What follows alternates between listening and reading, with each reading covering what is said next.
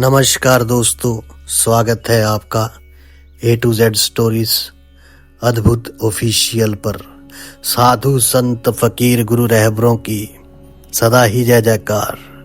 जय महाकाल, हर हर महादेव। श्री शिव महापुराण विदेश्वर संहिता का पहला अध्याय पाप नाशक साधनों के विषय में ये प्रश्न है कि जो आदि से लेकर अंत में है, नित्य मंगलमय है, जो आत्मा के स्वरूप को प्रकाशित करने वाले हैं, जिनके 5 मुख हैं और जो खेल खेल में जगत की रचना, पालन और संहार तथा अनुग्रह एवं तिरोभाव रूप 5 प्रबल कर्म करते हैं, उन सर्वश्रेष्ठ अजर अमर उमापति भगवान शिव जी महाराज, भगवान शंकर का मैं मन ही मन चिंतन करता हूँ।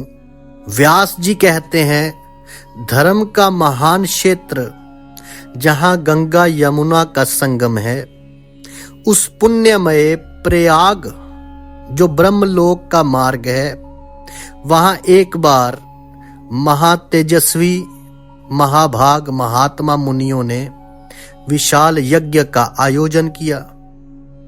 तो उस ज्ञान यज्ञ का समाचार सुनकर पौराणिक शिरोमणि व्यास जी के शिष्य सूत जी वहां मुनियों को दर्शन के लिए आए। सूत जी का सभी मुनियों ने विधिवत स्वागत व सत्कार किया तथा उनकी स्तुति करते हुए हाथ जोड़कर उनसे कहा कि हे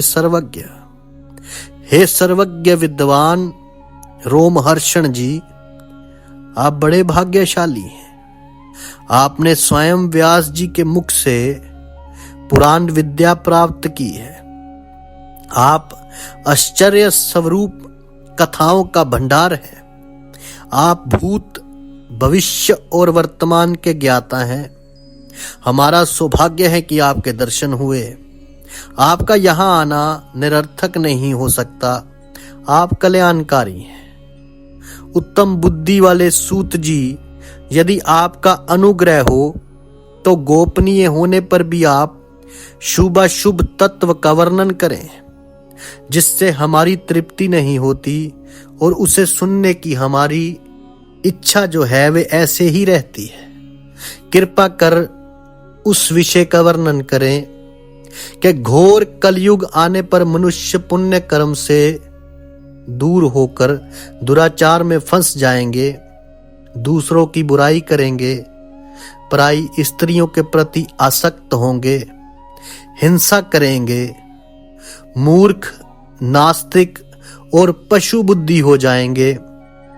सूत जी, कलयुग में वेद प्रतिपादित वर्ण आश्रम व्यवस्था नष्ट हो जाएगी। प्रत्येक वर्ण और आश्रम में रहने वाले अपने अपने धर्मों के आचरण का परित्याग कर विपरीत आचरण करने में सुख प्राप्त करेंगे। इस सामाजिक वर्ण संकरता से लोगों का पतन होगा, परिवार टूट जाएंगे, समाज बिखर जाएगा, प्राकृतिक आपदाओं से जगह जगह लोगों की मृत्यु होगी, धन का क्षय होगा, स्वार्थ और लोभ की प्रवृत्ति बढ़ जाएगी।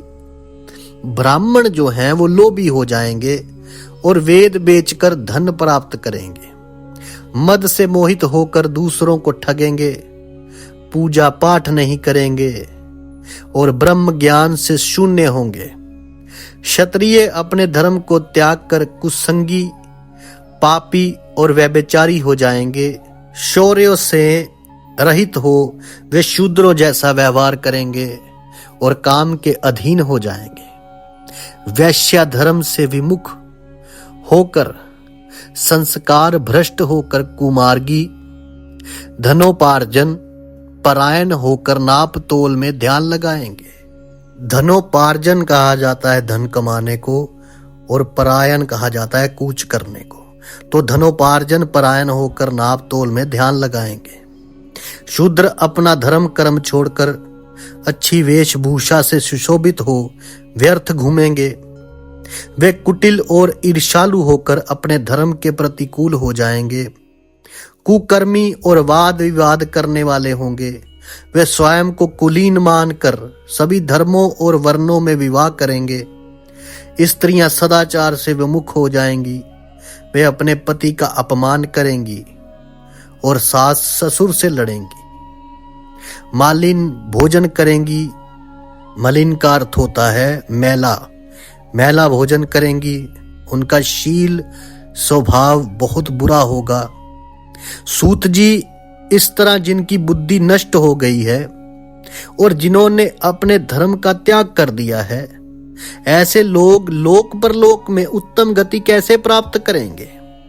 इस चिंता से हम सभी व्याकुल हैं। परोपकार के समान कोई धर्म नहीं है कि दूसरे के हित के समान उसका हित करना कोई धर्म नहीं है। इस धर्म का पालन करने वाला दूसरों को सुखी करता हुआ स्वयं भी प्रसन्नता अनुभव करता है। ये भावना यदि निष्काम हो तो कर्ता का हृदय शुद्ध करते हुए उसे परम गति प्रदान करती है। हे महामुने, आप समस्त सिद्धांतों के ज्ञाता हैं।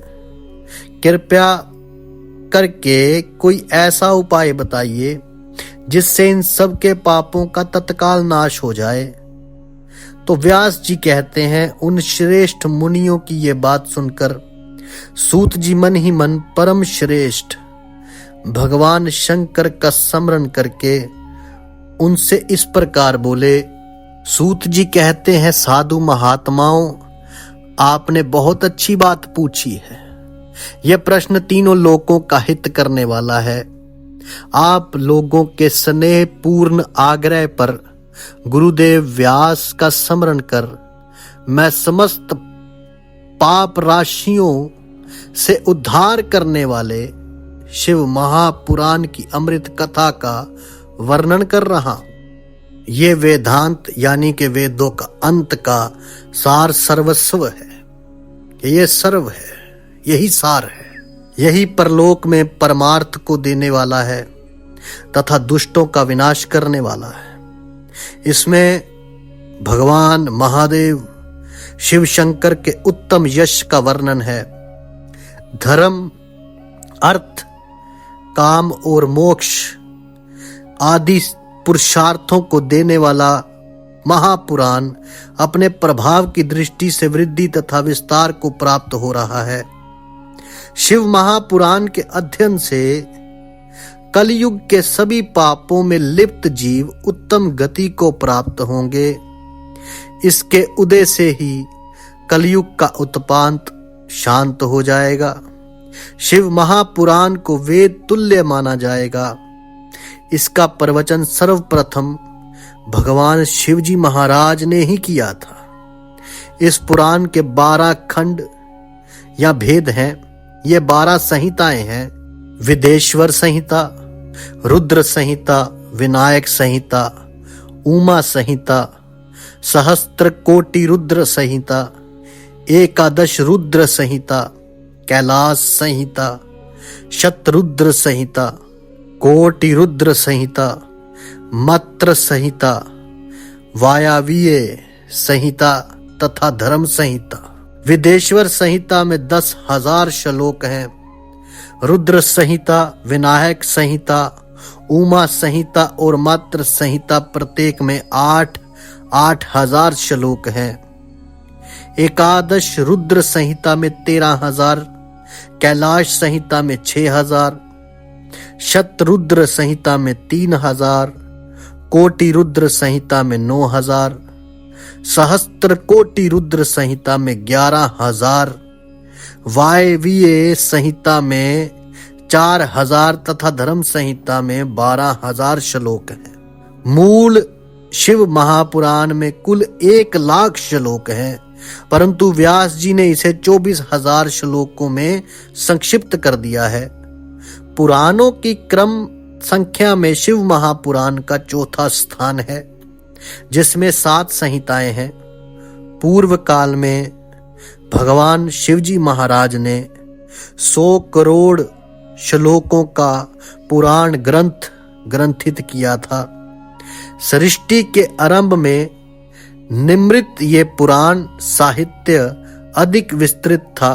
द्वापर युग में द्वैपायन आदि महर्षियों ने पुराण को 18 भागों में विभाजित कर 4 लाख श्लोकों में इसको संक्षिप्त कर दिया। इसके उपरांत व्यास जी ने 24,000 श्लोकों में इसका प्रतिपादन किया। तो ये वेद तुल्य महापुराण विदेश्वर रुद्र संहिता, शतरुद्र संहिता, कोटि रुद्र संहिता, उमा संहिता, कैलाश संहिता और वायवीय संहिता नामक 7 संहिताओं में विभाजित है। ये 7 संहिताओं वाला शिव महापुराण वेद के समान प्रामाणिक तथा उत्तम गति प्रदान करने वाला है। इस निर्मल शिव महापुराण की रचना भगवान शिवजी महाराज द्वारा ही की गई है तथा इसको संक्षेप में संकलित करने का श्रेय व्यास जी को जाता है। तो शिव महापुराण सभी जीवों का कल्याण करने वाला है, सभी पापों का नाश करने वाला है। यही सत्पुरुषों को कल्याण प्रदान करने वाला है। यह तुलना रहित है तथा इसमें वेद प्रतिपादित अद्वैत ज्ञान तथा निष्कपट धर्म का प्रतिपादन है। तो शिव महापुराण श्रेष्ठ मंत्र समूहों का संकलन है और यही सभी के लिए शिव धाम की प्राप्ति का साधन है। समस्त पुराणों में सर्वश्रेष्ठ शिव महापुराण ईर्ष्या रहित अंतःकरण वाले विद्वानों के लिए जानने की वस्तु है। इसमें परमात्मा का गान किया गया है।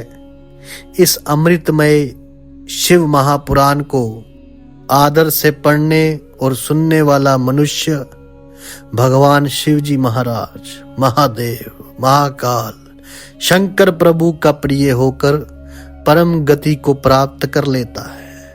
हर हर महादेव, जय महाकाल। साधु संत फकीर गुरु रहबरों की सदा ही जय जयकार। जल्दी मिलते हैं अगली वीडियो में विदेश्वर संहिता के 3रे अध्याय के साथ। तब तक के लिए आप सबका धन्यवाद। आप सबके भीतर बसे उस परमात्मा को मेरा प्रणाम। अलख निरंजन।